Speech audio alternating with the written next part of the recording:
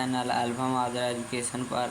जैसा कि आपको पता है कि हमारे चैनल अल्फ़ा माजरा एजुकेशन पर हर रोज़ किसी न किसी विषय के ऊपर क्वेश्चन आंसर्स कराए जाते हैं।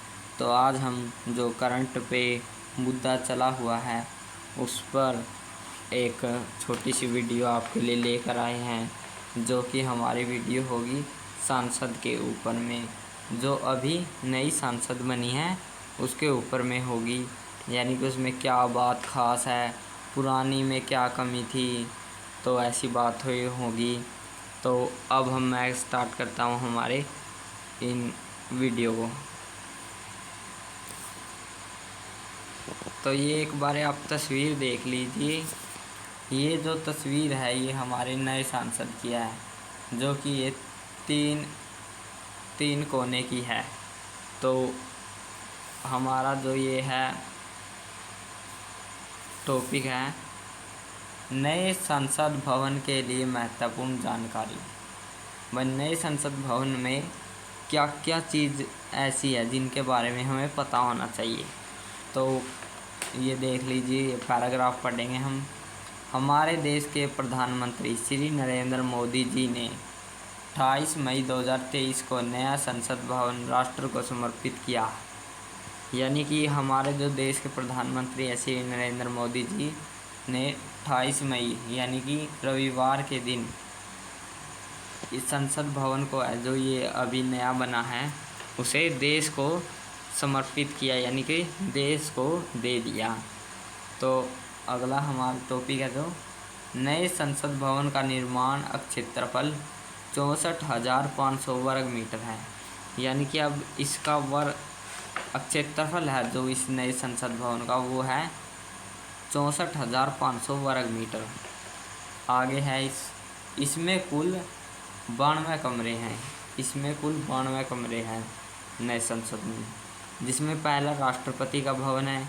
यानी कि इसमें भवन यानी कि संसद है जो इसमें 3 हैं।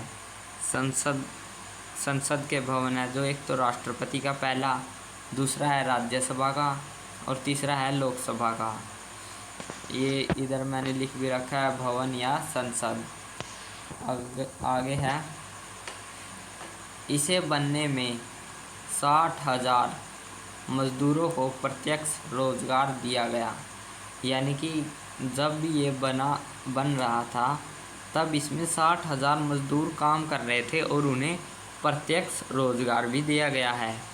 आगे है यह 4 मंजिला होगा।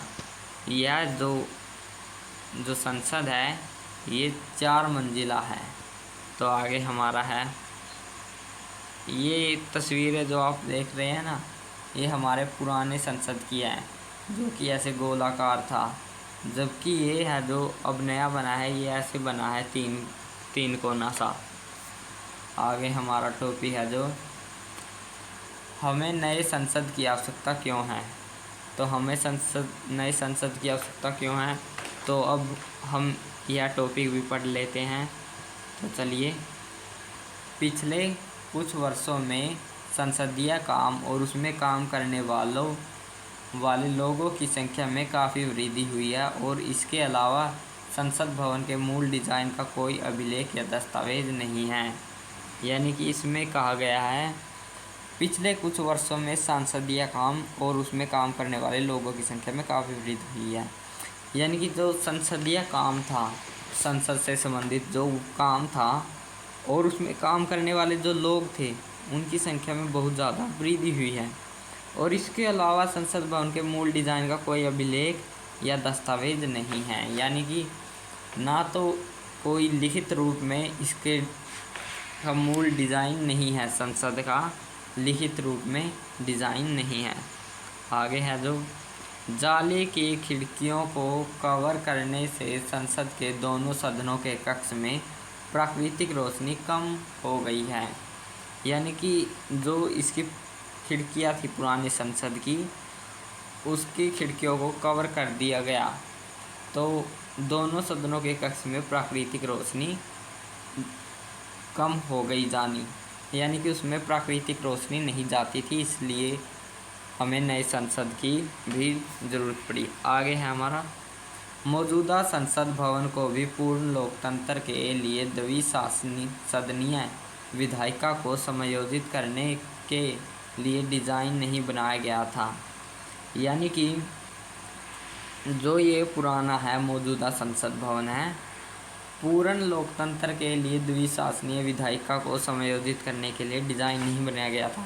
यानी कि दो द्विशासनीय विधायिका को जो समायोजन करना होता था, तो इसके लिए भी मूल डिज़ाइन नहीं तैयार किया गया था। यानी कि ये सिर्फ लोकसभा या राज्यसभा के लिए ही था।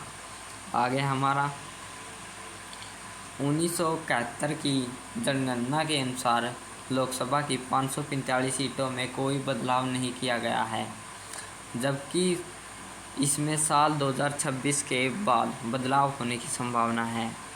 यानी कि 1971 की जनगणना के अनुसार लोकसभा की जो 1971 में लोकसभा की जो सीटें थी 545, उनमें कोई बदलाव नहीं किया गया है, जबकि जो अब जनगणना हुई है 2026 में होगी, तो उसमें बदलाव होने की संभावना है। यानी कि जो 545 सीटें हैं उनमें ज़्यादा या कम हो सकते हैं।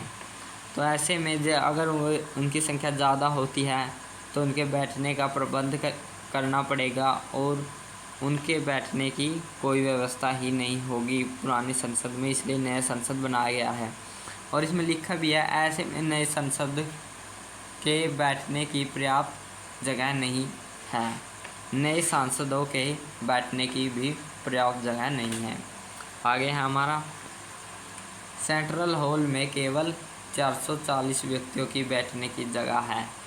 जो सेंट्रल हॉल है यानी कि केंद्रीय जो हॉल है, उसमें केवल 440 व्यक्तियों के बैठने की जगह है। यानी कि बीच में जो जगह है ना, उसमें 440 व्यक्ति ही बैठ सकते हैं।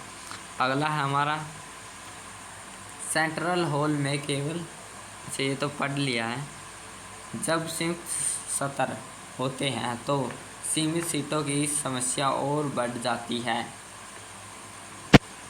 जब संयुक्त सत्र होता है तो सीमित सीटों की समस्या और भी बढ़ जाती है। सीमित सीटें यानी कि जो यहाँ पर बैठने की जगह है वो कम पड़ जाती है जब इनका जुड़ाव स्तर होता है। आगे हमारा अग्नि से बचने की कोई विशेष सुरक्षा नहीं है। यानी कि इसमें अग्नि से जो बचने की तो कोई विशेष सुरक्षा ही नहीं है। इसमें आपात स्थिति में निकासी की व्यवस्था अंततः अपर्याप्त और असुरक्षित है। यानी कि जब भी इसमें आग लग जाती है तो यहाँ से निकासी यानी कि निकलने की जो व्यवस्था है वो अत्यंत अपर्याप्त और असुरक्षित है, यानी कि वो सुरक्षित नहीं है। आगे हमारा यदि संसद भवन की अक्षमता का विस्तार या आधुनिकीकरण करना है तो इसकी मरम्मत करके ऐसा करना संभव नहीं है। यानी कि अगर इसका हम नए कमरे बनाएंगे, नए कुछ आधुनिकीकरण करेंगे तो इसकी मरम्मत करके ऐसा करना संभव नहीं है, क्योंकि इससे दूसरे कमरों को भी नुकसान पहुंचेगा। तो आगे हमारा इसके लिए नई उद्देश्यपूर्ण संसद भवन का निर्माण करना जरूरी है। तो इसी कारण इन सभी कारणों को देखते हुए नई संसद बनाना बहुत ज़रूरी है।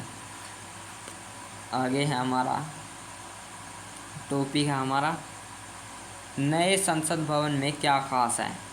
यानी कि इस जो नए संसद भवन में है क्या बातें खास हैं। ये रहा नया संसद भवन, इसमें क्या क्या बातें खास हैं। तो चलिए अब हम इससे पढ़ते हैं।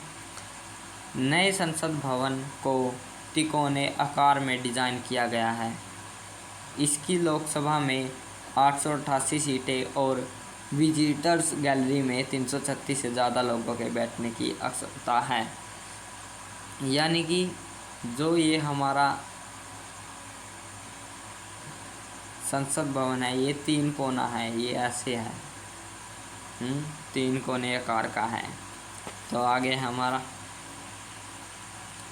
इसकी लोकसभा में 888 सीटें हैं।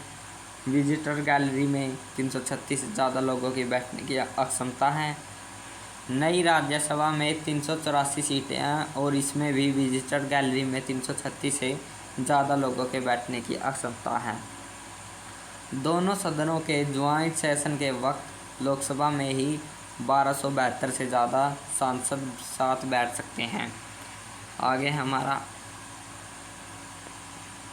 नई संसद भवन में अहम कामकाज के लिए अलग ऑफिस बनाए गए हैं, जो cafe, dining area, committee, meeting के तमाम कमरों में भी हाईटेक इक्विपमेंट लगाए गए हैं। आगे हमारा कॉमन रूम और महिलाओं के लिए लाउंज की भी व्यवस्था है। नए संसद की सबसे बड़ी विशेषता संविधान हॉल है।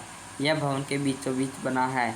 इसके ऊपर अशोक स्तंभ लगा है। कहा जा चुका है कि इस हॉल में संविधान की कॉपी रखी जाएगी। साथ ही महात्मा गांधी जी, जवाहरलाल नेहरू जी, सुभाष चंद्र बोस और देश के अन्य प्रधानमंत्रियों की बड़ी तस्वीरें भी लगाई जाएगी। तो इन सभी बातों के कारण ही जो नया संसद भवन है खास बनता है।